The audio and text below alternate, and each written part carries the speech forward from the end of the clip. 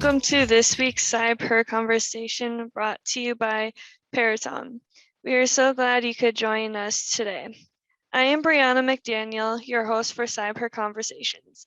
CybHER is founded by Dr. Ashley Podorotsky, the VP of Research and Economic Development at DSU, and Dr. Pam Rowland, the Associate Dean of Computer Science and Technology at Grand Canyon State University. We are also joined by Conti. CybHER is a program out of Dakota State University in Madison, South Dakota, that works to motivate, empower, and educate girls in cybersecurity. If at any point during the program you have a question, you can ask via the Q&A at the bottom of your screen. Amanda Crawford is the Executive Director of Department of Information Resource and serves as the Chief Information Officer of the state of Texas. In this role, she is responsible for the overall leadership, direction, and daily operation of Department of Information Resource, an agency with an annual fiscal profile of more than $4 billion per year. Under Amanda's leadership, Department of Information Resource led the state's successful response to the 2019 ransomware attack that affected over 20 local government entities in Texas. Prior to leading the team of Department of Information Resource, Amanda served as the Office of the Attorney General of Texas for more than 17 years. Amanda also served as a faculty member for the National Attorneys General Training Research Institute Center for Leadership Development, teaching managerial leadership across the country. Amanda earned her BA from the University of Texas at Austin and her law degree from the University of Houston Law Center. She is a graduate of the Governor's Center for Executive Development through the LBJ School of Public Affairs at the University of Texas at Austin. Amanda Crawford, the floor is yours. Thank you, Brianna. I'm thrilled to be here, and hello to everybody who's joining us.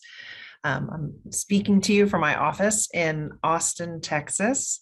And it's a cold and rainy day here today, but I hope wherever you are that you're warm and that you're comfortable and ready to listen a little bit about cybersecurity. So a little bit about me and what I do. As Brianna said, I am the Chief Information Officer for the state of Texas. And in that role, I oversee the state's technology agency, which is the Department of Information Resources, or DIR. And we do a lot of different things. I mean, think of us, we're a government agency. And so kind of like you might go to maybe your Department of Motor Vehicles for your driver's license, or, the legislature obviously passes law, the governor's office, leads the state. We do technology, and our role in technology is to provide solutions for all the agencies in the state of Texas that are serving the people of Texas, and in the various ways that government does that. The other thing that we do at our agency is cybersecurity, and it's a really important part of what we do. So we do two different things in cybersecurity. One thing is that we protect the state networks. And so by that means we are doing the blocking, we are doing the mitigation when the criminals are trying to attack and infiltrate our networks. We are resolving the problems that might come up there. So we block more than 1 billion attempts to get into our state network every day. It's pretty remarkable. We actually even just stopped counting once we hit that number, because it was taking too much of the computer processing to look at that when we really need to focus on that. So state of Texas is a big target, and we do what we can to protect. The other thing we do in cybersecurity is we do a lot around education, and we do a lot around outreach, and we also do a lot of incident response. So when a government agency is hit, it could be a school district, a local government, a police department, or a big state agency. If they're hit by some sort of cyber attack, they can reach out to us for assistance in getting back on their feet.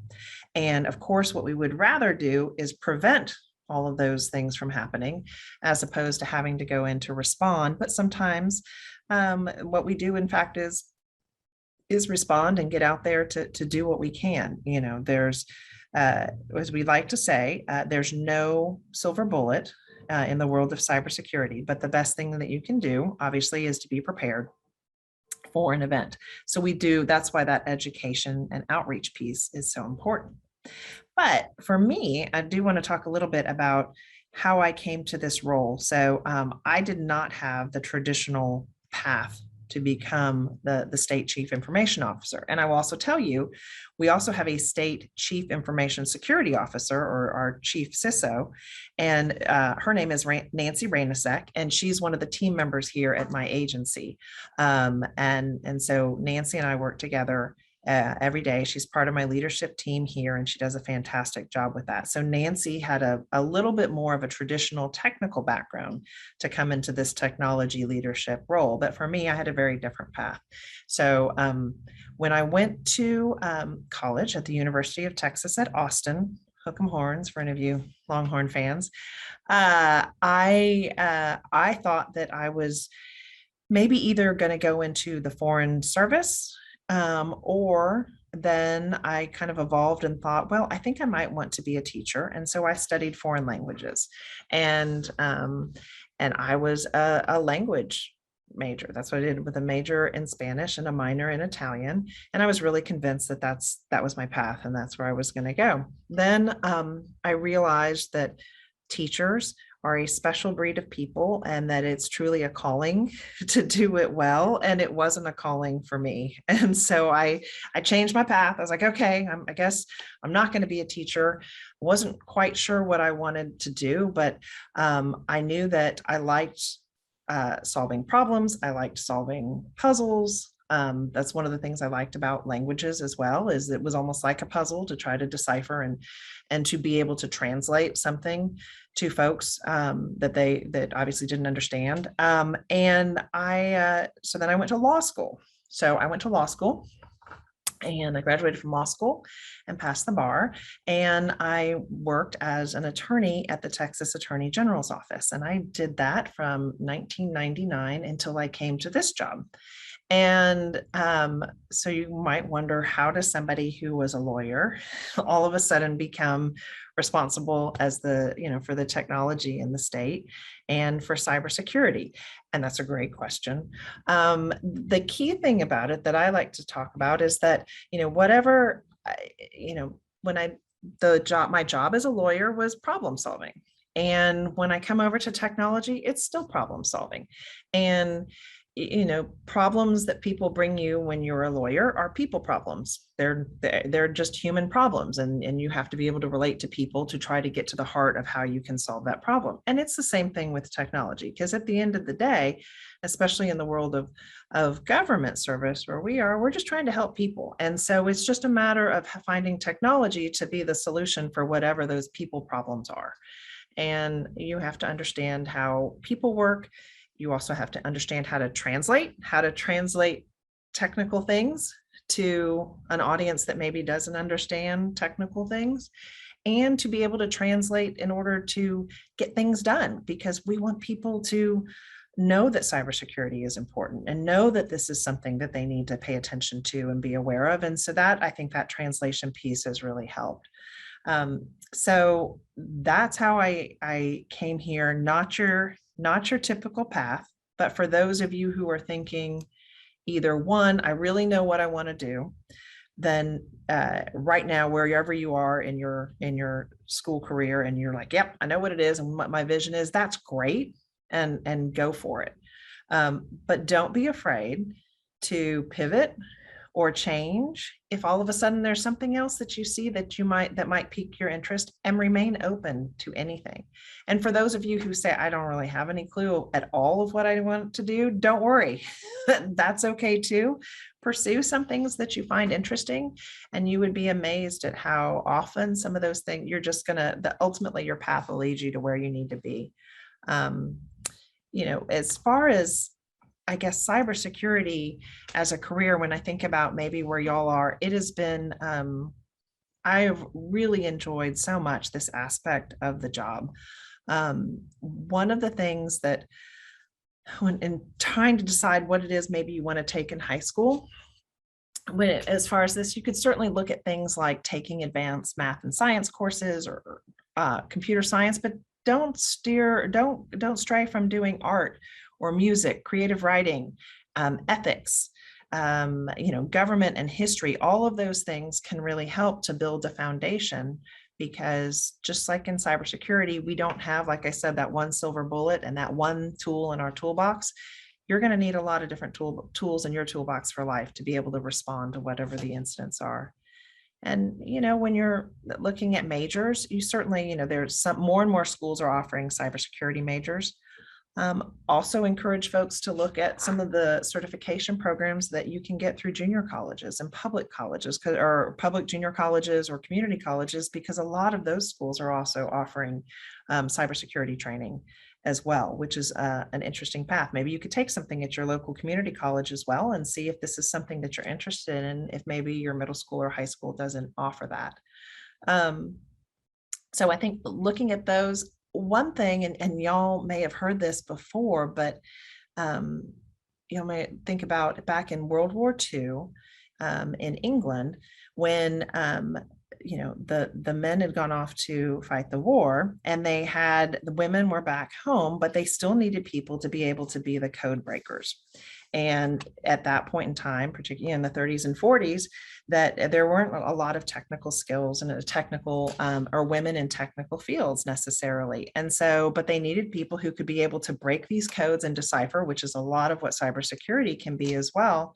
And so what they started doing, the British government was looking for women who had aptitudes in things like languages and music and ethics and problem solvings and reason and rationale and all of those sorts of skills. And they recruited those women to come and be code breakers and to work on these things that now would be really that same skill set that you would need in cybersecurity. So I bring that up because, again, that just don't think that maybe because, I'm not a math or science person, or I don't know anything about computers, that's okay. Like, don't feel that that is somehow going to restrict you from having a career in this, because I'll tell you, in our office, we have some of the most successful people that we have in cybersecurity. Many of them women, did not study cybersecurity in school, but they ended up in this as a career. We have one of our folks that does education and outreach. She actually did training.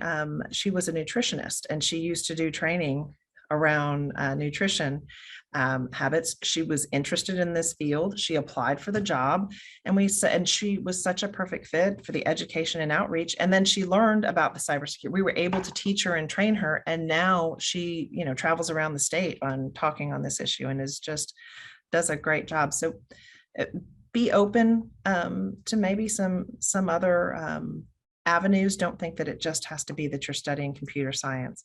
It certainly helps. One other thing before, if we want to open it up to any questions, I just wanted to say that don't also remember that with cybersecurity, you're not necessarily going to be just the person behind the keyboard, right? That maybe you're a white hat hacker, or you're somebody that's poring over lines of code and doing that. That's one aspect to it, and it's a very important aspect. But like I mentioned, there's the education and outreach piece. There's people who really focus on encryption and breaking codes. There's lawyers, there's cyber advisors who are lawyers. There are, engineers. I'll tell you what was a really important thing when we respond to incidents is having somebody with a communications background, because that gets back to the translation piece and communicating through the media and being able to put out a message when somebody is hit by a ransomware event. You need to be able to communicate effectively out to everyone. So and then you have the whole, if anyone's interested in criminal law, there's cybercrime investigators. There's just a wealth of opportunity in the area of cybersecurity that doesn't just involve you maybe wearing a hoodie and sitting behind a keyboard. So be open-minded, and the sky's the limit really when it comes to this. Thank you so much for being with us today, Amanda. It was really wonderful to hear you talk about how, cybersecurity is such a welcoming field. I don't know another word that maybe explains what I'm trying to say, but Yeah. what you had said about, anybody can come into cybersecurity. I recorded a podcast just last Friday with Andrea Thompson. She's the vice president of international relations at Northrop Grumman, and she's Yeah. also a professor of practice at DSU, and that's how I got into contact with her. And she has a bachelor's degree in art. And what you had said, Yeah. I'm like, that's true. We need people who are able to understand things in a different perspective than we may be able to, Right. and play to your strengths. Right. That's exactly right. And I think you really hit on something there because, I mean, diversity is important for so many reasons, but in the area of cybersecurity, it's really important because if you think about the way attackers usually get in is through the human on the other end of the device. And so knowing how different people from different culture, different walks of life, different gender, whatever it is, and knowing how different people think and operate, that's so valuable when you're trying to build out a protection strategy and also an education strategy. It's critical to being able to do that. Exactly. And our experiences, they mold us, they shape us into the way that we think. And coming from different experiences, reacting to different things in a different way Yeah. sets us apart from each other. And when you combine all of that together, you make for one like really strong team. Right. Absolutely. Yeah. Yeah. So we will take questions now. If you have any questions, please remember to put them in the Q&A box in the Zoom control panel. While you're doing that, I have a couple of questions.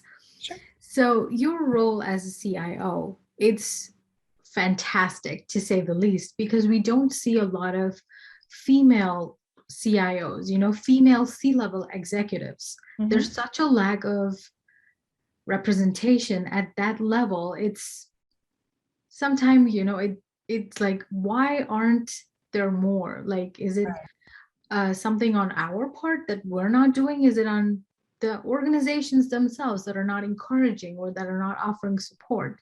Yeah. And recently I read a statistic that said there's only like 20% female C-level executives. Mhm. And being one of them, it's so awesome for me to be talking to you. Oh, Can you can you tell us what your day looks like? sure. I'd be happy to. Um, so, first off, I guess around that piece, I've been really fortunate my whole career that I have worked with bosses and mentors and peers who were very supportive, and I've had a really great experience, and it was both women and men, and I had a good experience that way. And I'm also proud to say that at my agency, on my leadership team, 54% of us are women. So I love that. And 49% of our total workforce here at my agency are women. And so it's, here it's interesting. We kind of talk about it in the hallway as it's such a normal thing that nobody really even thinks about it. It's like, oh, well, why wouldn't you? I mean, but we know that that's not the reality everywhere. So a day in the life for me, gosh, it just it just kind of depends. I will say, my kids always used to joke that they didn't want to be like mommy when they grew up because all she does is answer emails, and I'm like, well, that's kind of true. But that was my job, is when my mommy writes emails for work. But I do a lot of meetings, and I think it really depends on where you are in your career. But at this point in time in my career, it's less emails and it's more meetings, face to face or virtual.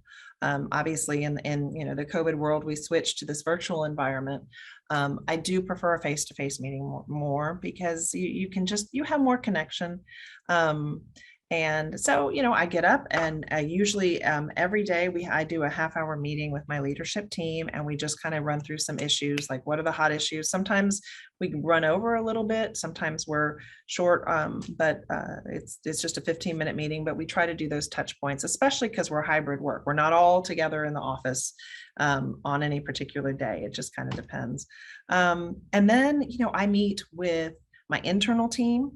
I will meet with customers. I will also meet with people in the private sector. So the companies that do cybersecurity things and IT things, I meet with them a lot, and I meet a lot with our legislature. So, well, our senators and the representatives here in the state who have questions about our services and what we can do to help improve in security and IT. I do a lot of that.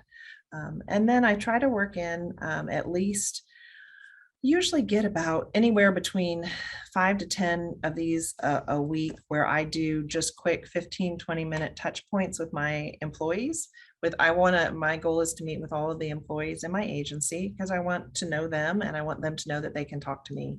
And I just want to know a little bit about them and how they're doing. So that's kind of a day in the life, lots of meetings. Lots of meetings. Wow, that's a lot of meetings. It is a lot. It is.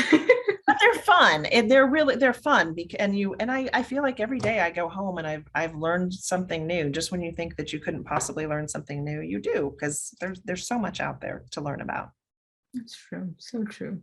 So is your current role as the CIO your dream job then? Oh, that's a great question. So somebody asked me this the other day, and I said, I don't know. Again, it goes back to, I feel so lucky, because I feel like every job I've had, I've thought, oh, this is my dream job. Like, I couldn't get better than this. Even, my first job when I was a lawyer and at the Attorney General's office, and I walked in and I thought I would have a cubicle, and I had a real office with a door, and it had a view and I thought, okay, it can't get better than this. Like, this is amazing. And then the next job I had, and the next job. So I love this job. I truly, truly do. But I also believe that happiness is a choice, and it's a lot of that goes into, and I think that will also feed into your success is being grateful, feeling like this is awesome that I'm in this job, and I'm going to make sure that I've earned it. Like, every day I'm going to earn it. I'm going to earn the right to be able to do this. And I think that just kind of makes everything you do, you're going to just get better and better, and you'll have bigger successes. So I do love this job very, very much. It shows when you talk about it. So I'm very, very happy that you're happy with your job. Thank you, Conti. I appreciate it. We do have a question from our audience. What advice would you give to your 20-year-old self? Oh gosh, great advice. Okay. First advice would be, do not do the short pixie haircut, because you can't pull it off. Like, don't do it, Mandy. Don't do it. No, but what would I give? I would, it's easy for me to sit here, 30 years after 20 and say, oh, when this didn't work out, I just pivoted and I went to this path, and I was going to do this, and then and it all sounds like, oh, it just worked out. At the time, it felt devastating, right? It just felt like, oh, like I thought I had a plan, and I thought I knew what I was going to do, and now I'm lost. I don't know what I'm going to do. So I guess the advice I would give is that, it's not, most things aren't permanent, whatever that state is, whether it's necessarily, you're happy or you're sad or something didn't work out, or you were successful. That's not always permanent. You failed. That's not permanent. So I think I would try to give that advice to me, that, like, take a deep breath. Things will get better. It'll all be fine. It'll all work out. Just keep moving. And that part about pivoting and being okay with, if something doesn't work out, take a deep breath and then look to, well, what else could I do? And is there another door that's open? I love that. I think it's universal. When when we're younger, we have this, like, a plan, step by step, like, okay, at 21, I'm going to get a college degree. At 23, I'm going to get a master's. And then I'll start this wonderful job. And then I'll do this when I'm 29, I'll get a promotion, so on and so forth. And it's just, I know firsthand what you're talking about, because it can be so devastating when things don't work out for you. But in the long run, hindsight, you know that things do work out, but not exactly the way you want to. Right. And I'm like, why do we do that to ourselves? Like, why do we put so much pressure on ourselves that if something doesn't go according to plan, you're like scrambling to find what to do next? Right. And we can be our own worst critics too, right? I mean, we can beat up on ourselves more than, well, certainly that we would ever allow anyone else to, and it is hard. And I think there's, what is it? Life, is it John Lennon? Life's what happens when you're busy making other plans. And that's true. It's like you're busy, you're focusing on your plan, and meantime, life is going on. And sometimes, you go with that. But it'll all be okay. But with age, that it becomes easier to take that deep breath and realize that. Yeah, exactly. So you have a law degree and you're now the CIO. You had said earlier, being a lawyer is dealing with people problems, while being the CIO is dealing with technical problems. So would you say that your background as a lawyer has helped you come into your role as CIO?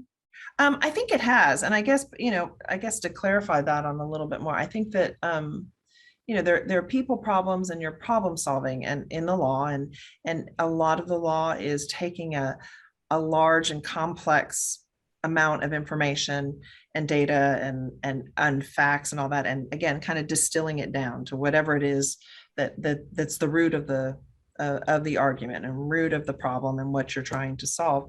It's kind of technology in a way too, right? It's a huge, vast, complex world.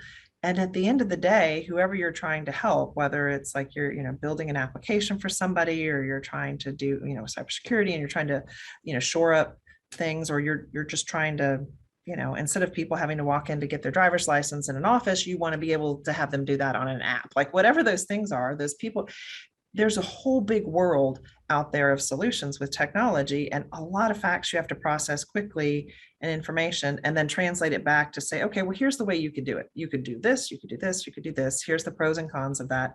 It's kind of a lot like the law in that way. And then again, it's problem solving. It's just problem solving. Awesome. So my other question is kind of deep. What would you like your lasting impact to be? My lasting impact, I would like the people I work with and the employees here at this agency to know that their work matters, and know that they're serving an important mission, and know that they matter. And because I feel very strongly that we have to do work that is meaningful to us and that appeals to us internally. So if I can help and inspire and help my team to feel connected to their mission and to get meaning out of their work, then I will achieve what I want to achieve. I love that. I have a fun question before we wrap up the Q&A. What's the coolest thing that you've ever done? Technology or just ever? Anything, ever. Oh gosh, what have I done? Well, let's see. I was in a movie.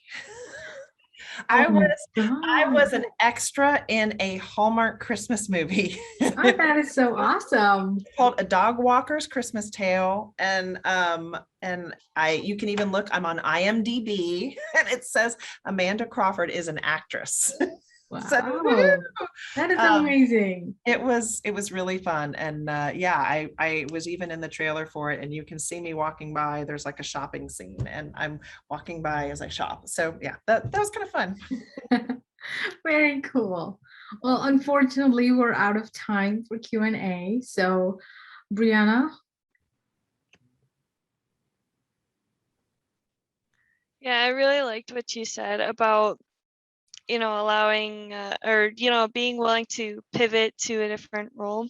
I think that's important to understand that just because you don't have a background in technology doesn't mean that you can't go into technology, but you can. So that's, something interesting. So just to let you guys know, Conti is opening up a quick poll, and we'd really appreciate it if you can complete it to let us know a little bit about you. Please follow us on social media, Facebook, Instagram, and Twitter. Don't forget to subscribe to our YouTube channel. Check out our website at cyber.org for more information on our programs and upcoming conversations. Thank you for joining us, and thank you to Amanda Crawford. Have a good night.